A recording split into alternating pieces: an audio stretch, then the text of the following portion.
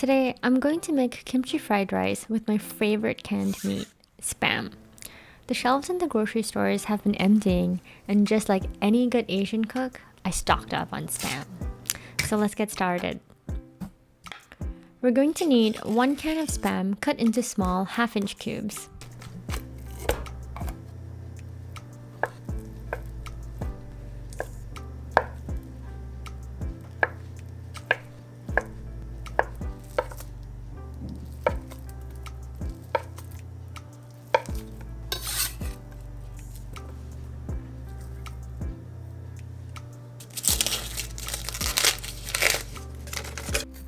Then chop up half of a white onion.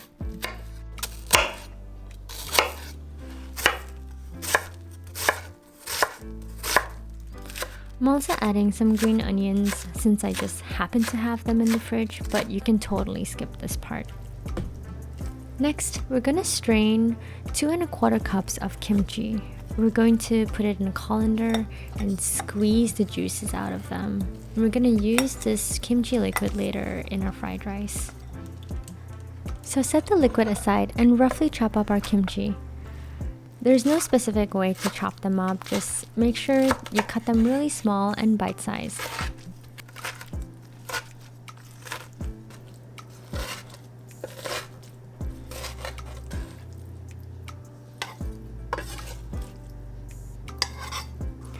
In a large wok over medium-high heat, heat 1 tablespoon of oil. Then once the oil is hot, add your Spam. Spread them out evenly and leave them untouched for about 5 minutes. This will allow the Spam to brown and develop more flavor. When your Spam has browned on one side, you can mix it up to make sure the other sides get browned as well.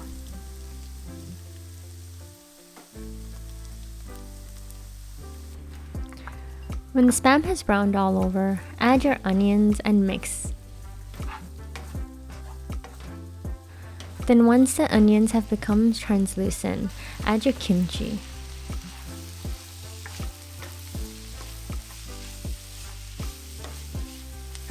Mix it all up really well, then allow some of the kimchi liquid to cook off before adding your rice. I recommend cooking your rice the day before and then refrigerating it overnight. It's important not to use steaming hot cooked rice as you will end up with very mushy fried rice and the texture will not be very pleasant. I'm just trying to break up the rice here and making sure every white grain is covered in all the kimchi-ness. So once you have your rice mixed well, add in your kimchi liquid and 2 tablespoons of gochujang. Then continue to stir fry for a few more minutes until all the juice and gochujang has been incorporated. As you may have noticed, I have not added any salt to my dish. The salt level will depend on the kimchi you use, so I would taste it at this point and see if you need any more salt or soy sauce. Now to finish this dish, I'm going to add my green onions. And like I said before, you can completely skip this step. Then pour in 1 tablespoon of toasted sesame oil and mix it up right before serving.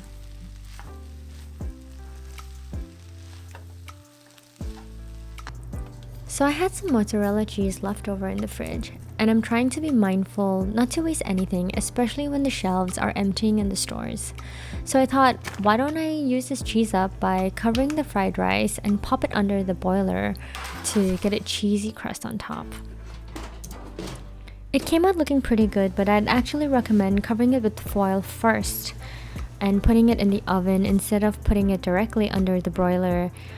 This will allow the cheese to actually melt instead of just becoming a crusty top. Kimchi fried rice is normally garnished with seasoned seaweed and topped off with a fried egg. But if you don't have any of these ingredients available in the pantry, you can also just skip them and your kimchi fried rice will still taste really good. Thank you guys for watching my video. I know these are very unprecedented times and I'd love to hear from you. Please tell me what you guys have been cooking daily, and if you have any recipe requests, please drop them in the comments section below. I'll see you guys again next week. Good luck in the kitchen and enjoy!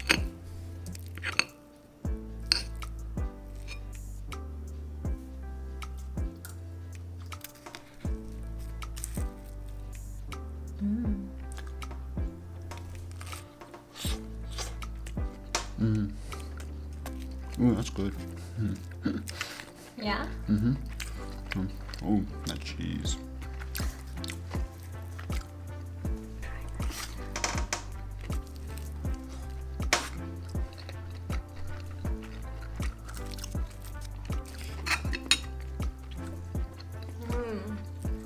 That cheese.